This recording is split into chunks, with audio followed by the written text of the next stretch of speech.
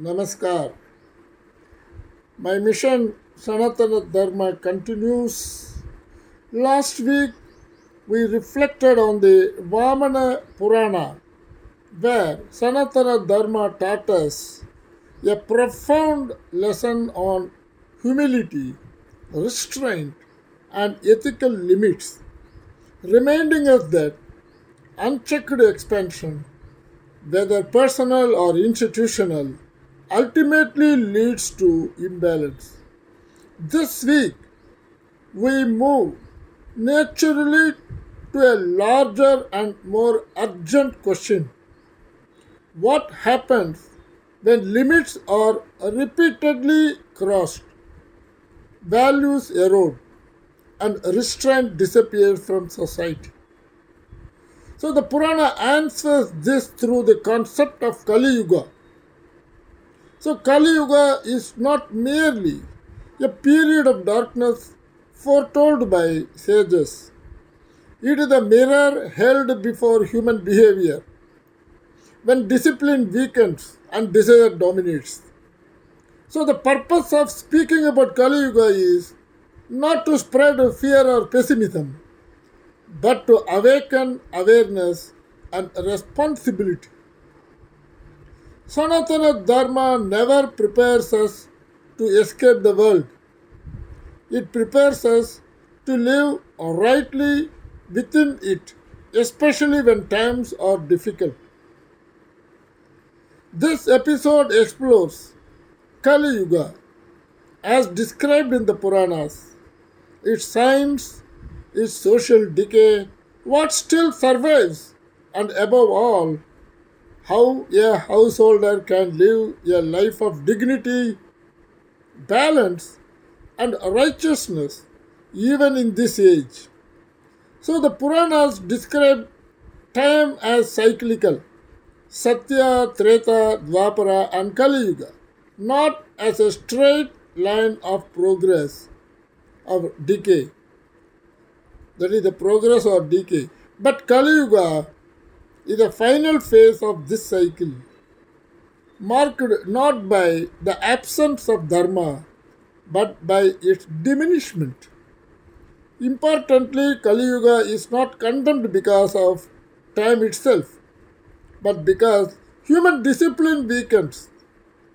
And the Bhagavata, Vishnu, and Bhavishya Puranas repeatedly state that Dharma survives in fragments, in individual conduct, family life, and quiet devotion. And Dharmaha Padhena Hinastu Sadurbhaghena Dishtati. That is, in Kali Yuga, Dharma stands on only one leg, reduced to a quarter of its full strength. And the Puranas do not speak in vague metaphors alone, they describe behavioral patterns. Truth becomes inconvenient, wealth becomes the sole measure of success, relationship becomes transactional, authority loses moral grounding, knowledge is replaced by information, and Satyam Nasti Tapo Nasti Dhanam Nasti Sa Bharata. That is, truth, austerity, and charity gradually disappear in Kali Yuga. These are not predictions meant to scare us, they are diagnostic signs, allowing society to recognize decline and correct course. And Kali Yuga does not announce itself through wars alone. It enters quietly into homes, relationships, institutions, and even our thinking. The Puranas describe a time when relationships become transactional rather than sacred. Speech loses truth and gains manipulation. Education imparts skills but neglects character. Wealth is admired without questioning its source. Convenience replaces conscience. So, one powerful moral illustration often cited in Puranic commentaries is that of village, where everyone steals small things, believing the act to be insignificant. Over time, trust disappears Doors are locked, neighbors suspect one another, and the village collapses.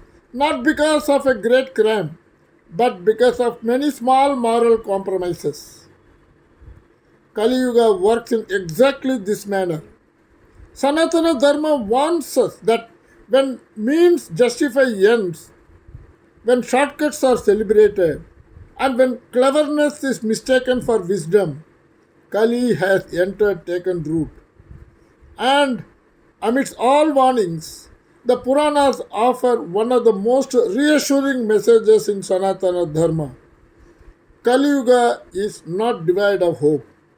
Unlike earlier yugas that demanded intense austerities, Kali Yuga allows spiritual progress through simple, sincere practices. So the Puranas repeatedly affirm that even small acts of goodness carry immense merit in this age. And the Puranic tradition narrates the example of a man who lit a small lamp in a dark temple every evening, believing his act insignificant. Yet, that small flame allowed others to find their way, prevented accidents, and preserved sacred space. So, similarly in Kali Yuga, small acts of dharma illuminate large darkness. And compassion, honesty, charity, remembrance of the divine, and self restraint, these survive Kali Yuga. Loud rituals decline, quiet sincerity thrives. In Kali Yuga, large institutions weaken. What remains resilient is the family. And the Puranas emphasize that the householders who live ethically, earning honestly, raising children with values, caring for elders, and practicing simple devotion become the true protectors of Dharma. Renunciation is rare in Kali. Household Dharma is realistic, accessible, and powerful. And modern discipline now confirms what the Puranas foresaw. In physics, entropy refers to the natural tendency of systems toward disorder unless energy is consciously applied. Kali Yuga mirrors this principle. Without conscious effort, values erode. Dharma requires intentional maintenance. And sociologists agree that societies fail not due to lack of wealth but due to loss of trust. When contracts replace character and laws replace conscience, decay accelerates. And modern neuroscience shows that constant distraction weakens attention, empathy, and self control. Kali Yuga thrives on distraction. Sanatana Dharma restores inner coherence through discipline and reflection. So the Puranas do not condemn youth, they caution them. You do not need to abandon the world to be spiritual. You need not, and you need to anchor yourself. Discipline is not suppression, it is self respect. And in Kali Yuga, quiet integrity is revolutionary.